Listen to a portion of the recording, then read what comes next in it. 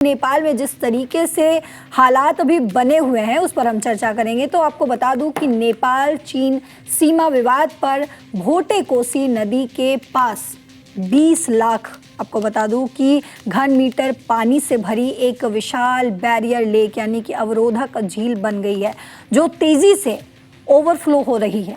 चीन के जल संसाधन मंत्रालय ने अगले 72 घंटों में इसके टूटने और विनाशकारी बाढ़ की आपातकालीन चेतावनी जारी कर दी है। आने वाले 3 दिनों में इसमें 30 लाख घन मीटर अतिरिक्त पानी आ सकता है। वहीं नेपाल में पहले से ही जारी तबाही के बीच इस नई झील के फटने की आशंका से निचले इलाकों और प्रशासन में हाई अलर्ट जारी कर दिया गया है। सर, आपसे एक बहुत ही टू द पॉइंट सवाल लेना चाहूंगी, समझना चाहूंगी कि आखिर इस प्राकृतिक बांध के टूटने से भारत पर क्या असर होगा, क्योंकि अभी हम जिस तरीके के हालात जो है नेपाल में देख रहे हैं, कई भारतीय पर्यटक, सबसे पहले तो मैं विदेशी पर्यटक की बात करूं तो उनकी संख्या जो है वो लगातार बढ़ती जा रही है। जब तक हमने देखा था वो 177 पार थी और उससे भी ज़्यादा वो बढ़ती जा रही है लगातार। उनमें से कई जो हैं वो भारतीय पर्यटक भी हैं। तो इससे भारत, अब जो ये नई झील की बात की जा रही है, अगर ये टूट जाती है तो उसका भारत पर क्या असर होगा? देखिए, 2 चीजें हैं। एक तो वो जो फ्लैश फ्लड आया, मतलब ग्लेशियर टूटने के कारण, और उसके बाद वो चीजें हुई, वो अचानक हुआ तो तबाही ज्यादा हुई। अब उसमें जो है वो गिनती हो रही है कितने लोग मरे। कुछ लोग हजारों लोगों की बात करते हैं, कुछ 10,000 की बात करते हैं। जो हम पर्यटकों की बात कर रहे हैं, रजिस्टर्ड पर्यटक हैं, भारतीय भी हैं, विदेशी भी हैं, तो इनकी संख्या निर्धारित है। लेकिन वहाँ बहुत सारे अचानक जो हुआ है उसमें नुकसान हुआ है।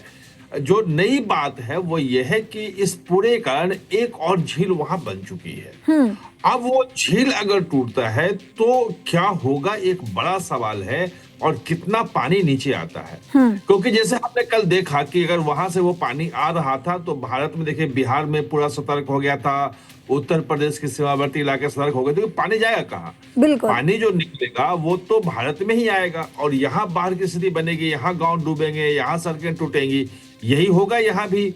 लेकिन हमने ये देखा कि जो 2 दिन में जो अनुमान जितना था पानी आने का, उतना पानी नहीं आया। यानी कि जो त्रासदी आई थी उसमें पानी उतनी मात्रा में थी जितनी मात्रा में गाद थी, जो धीरे धीरे बैठते बैठते, और यहाँ पानी की उतनी मात्रा नहीं, उतनी तबाही भारत में देखने को नहीं मिली। अभी भी नहीं है। जहां लोग 3 लाख क्यूसेक जो है पानी की उम्मीद कर रहे थे कि नदियों में आ जाएगा, यहाँ इतना आएगा, उसका 1/3 ही आ पाया है।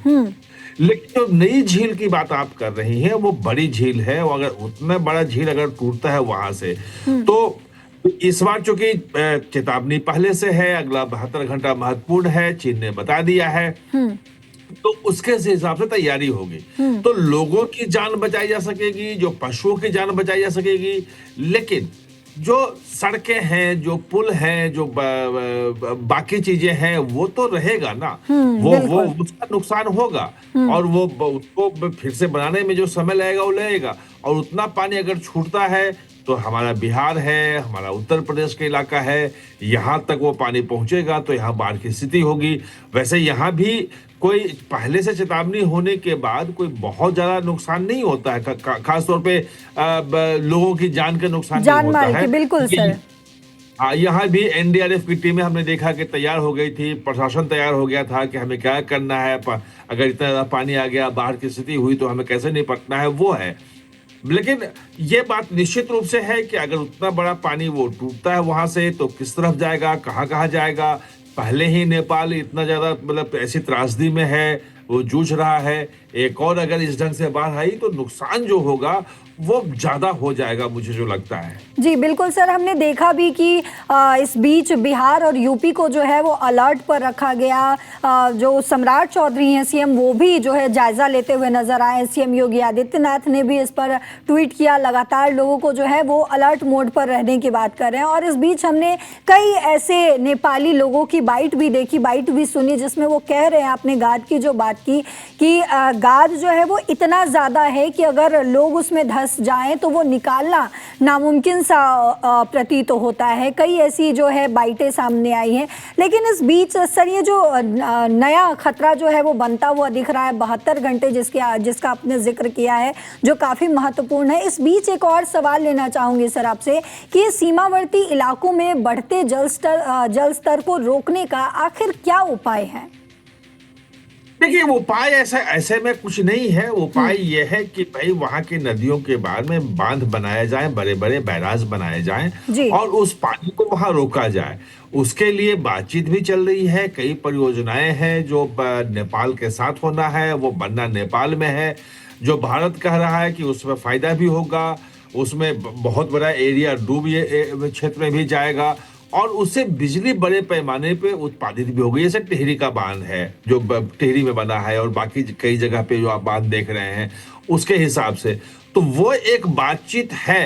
अब उसमें दिक्कत ये हो जाती है कि भारत अगर कुछ करता है तो नेपाल की जो सरकार आती है वो इधर वो चीन के पक्ष में जाने लग जाती है। वो चीन उसको प्रभावित करता है। चीन चाहता है कि हमारी बेल्ट एंड रोड इनिशिएटिव में नेपाल आए।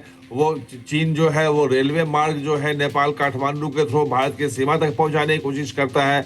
तो ये बहुत सारी चीजें हैं जो वहां के इंटरनल पॉलिटिक्स में भी बहुत उथल पुथल रही है। कोई भी सरकार बहुत लंबे समय तक टिक नहीं पाती है। वो कई जो कूटनीतिक जो है कई देशों की उसका वो फंस जाता है वो, और वहां की सरकार जो है वो डिसाइड नहीं कर पा रही कि क्या करना है। जी बालेन शाह की सरकार ही देख ले कि इतने महीने हो गए, अभी वो लगभग 6 में 3-4-5 महीने बाद तो वो एम्बेसडर से मिलना शुरू किया कि भारत के एम्बेसडर से मिले, चीन के एम्बेसडर से मिले। मतलब एक डिसीजन जो लेना चाहिए कि नेपाल के पक्ष में क्या, क्योंकि ये उनको लगता है कि इससे भारत को फायदा होगा और भारत जो है बाढ़ से बच जाएगा केवल, और जो जितनी पानी आएगा वो भारत को मिलेगा। लेकिन जबकि उनके तराई का पूरा इलाका जो है वहां सिंचाई का व्यवस्था हो सकती है, गर्मियों में पानी वहां जा सकता है, बिजली का उत्पादन हो सकता है। तो ये कुछ मुद्दे हैं जो फंसे हुए हैं। नेपाल की सरकार को चाहिए कि ये जो चूंकि सिस्मिक जोन में आता है, हिमालय नया पहाड़ है, लगातार उसकी ऊंचाई बढ़ रही है, तो ये भूकंप के खतरे तो रहेंगे। और वहां ऊपर में डैम बना है, सारी रास्ते मतलब वो है, तो कभी भी आ सकता है। जैसे भारत में ही आप देखो ना 2013 में बिल्कुल ठीक इसी तरह से मतलब भूकंप नहीं आया था। इस बार तो भूकंप के कारण वो पहाड़ वो जो हिमखंड जो है वो टूटा। उस वक्त भी बारिश के कारण से केदारनाथ घाटी के ऊपर जो है वो इसी ढंग से झील बन गया था और झील अचानक तो जो तबाही आई वो देखा, लगभग वही तबाही, मतलब मुझे तो 13 साल बाद लगभग वही मंजर यहाँ पे नजर आ रहा है। लेकिन उसमें था क्या कि वो उसमें पानी ज्यादा था और मतलब बुलडोजर भी थे। यहाँ गाद ज्यादा है, तो जो भारत पे जो खतरा था कि बाढ़ आ जाएगी, पानी बहुत आएगा, तो वो नहीं दिखा मुझे भारत में। मतलब मैं जो उसको मॉनिटर कर रहा था तो वो नहीं दिखा। लेकिन नई वाली बात जो नए खतरे हैं जो चीन ने जो अलर्ट किया है 72 घंटे के लिए, हाँ वो अगर वहां से टूटा, क्योंकि पानी तो रुकेगा नहीं, या तो उसको धीरे धीरे निकालना पड़ेगा कि उसको रास्ता मिले, वो करे। इतनी ऊंचाई पे आप कोई सिस्टम लगा नहीं सकते हैं। अगर कोई भी हल्का सा भूकंप आया या कुछ भी दबाव बढ़ा पानी का, बारिश का समय है, कोई हिमखंड फिर टूट गया, तो कभी भी वो खतरा हो सकता है। लेकिन मुझे लगता है कि अगर पहले से पता हो, इसी में देखो अर्ली वार्निंग सिस्टम जो है, प्राकृतिक आपदा से आप नहीं बचा सकते किसी को, वो तो आएगी। लेकिन अर्ली वार्निंग सिस्टम जब होता है, पहले से पता होता है, तो नुकसान कम होता है। जैसे भारत में जो चक्रवात आते हैं उससे हजारों लोग मरते थे हर साल जी। वो हम जो और बंगाल की खाड़ी और अरब सागर दोनों तरफ आते थे। लेकिन अब हमने अर्ली वार्निंग सिस्टम बनाया है, एनडीआरएफ की टीम बनाई है, तो उससे होता क्या है कि कितना भी बड़ा आए तो हम लाखों लाख लोगों को गांव खाली करवा के सुरक्षित स्थान में पहुंचा देते हैं, उनके पशुओं को पहुंचा देते हैं, और जब चक्रवात चला जाता है तो 2 दिन बाद फिर अपने घर पे वो आ जाते हैं। तो ये इसमें अर्ली वार्निंग जो है प्राकृतिक आपदा में वो सबसे महत्वपूर्ण चीज है। मतलब ये राहत की बात है कि चीन ने पहले ही उसको पहचान लिया है और सचेत कर दिया है नेपाल को। और नेपाल क्या, मतलब भारत भी सचेत है कि अगर वो टूटा तो हमें क्या करना है, यानी कि एनडीआरएफ की टीमें जो अभी तैनात हैं सीमावर्ती इलाकों में, जो तैयारियां भी हैं कि बाढ़ से निपटने की, वो तैयारियां आगे भी जारी रखनी पड़ेगी। ये नहीं हुआ कि खतरा टल गया है, जी वो आगे जारी सर, रखना पड़ेगा। सर इन तमाम भी सवालों के बीच मैं आपसे एक बहुत छोटा सा जो है आपका एडवाइस या आपकी राय लेना चाहूंगी, क्योंकि नेपाल के प्रधानमंत्री बालेन शाह जो हैं वो बहुत एक कम उम्र के हैं और उनका एक्सपीरियंस भी कम है। हालांकि ये प्राकृतिक आपदा है, इसको कोई रोक नहीं सकता, इसके लिए कोई कुछ कर नहीं सकता, लेकिन अगर एक सीख के तरह मैं आपसे सवाल लेना चाहूं कि वो डेवलपिंग कंट्री या फिर डेवलप्ड कंट्री जो बाढ़ को लेकर जो भी तैयारियां पहले से रखता है, तो क्या कुछ सीख जो है बालेन शाह ले सकते हैं? अगर हम भारत की बात करें या फिर अमेरिका की बात करें, इनसे क्या सीख लिया जा सकता है? देखिए, दो चीजें हैं अभी इसमें कि एक तो तत्काल राहत कि जितने बचाव और राहत कार्य हैं वो बिल्कुल साइंटिफिक तरीके से वो चलाया, और जहां जहां से जो मदद ले सके उनको चाहिए कि अगर उनको लगता है कि एनडीआरएफ की टीम भारत की वो ज्यादा बेहतर मदद कर सकती है, जितना कर सकती है, तो वो सबको लेकर के अभी तो उनको है कि बचाव कार्य करना, कि लोगों को जहां जहां उम्मीद है कि लोग जिंदा हो सकते हैं, फंसे हो सकते हैं, मलय दिवस होते हैं, वो है। इसके बाद जो काम आएगा वो मेन आएगा वो गाद को हटाने का और पुनर्निर्माण के जो नुकसान हुआ है, जो चीजें हुई हैं, जो लोगों के घर बह गए हैं, सब कुछ हुआ है, वो रिकंस्ट्रक्शन कैसे हो, ये एक बहुत बड़ी बात है। उसमें दुनिया के में हर लोग सहायता करने तैयार हैं, तमाम देश सहायता करेगा, भारत भी करेगा, लेकिन वो जो रिकंस्ट्रक्शन के लिए जो पैसे जुटाए जाएंगे, जो संसाधन जुटाए जाएंगे, जिस ढंग से होगा, इस बात को ध्यान में रख के करना पड़ेगा कि भविष्य में भी इस ढंग की अगर बाढ़ आती है तो वो जो कंस्ट्रक्शन हो वो उसको झेलने में सफल हो, उसको कैसे कर सके।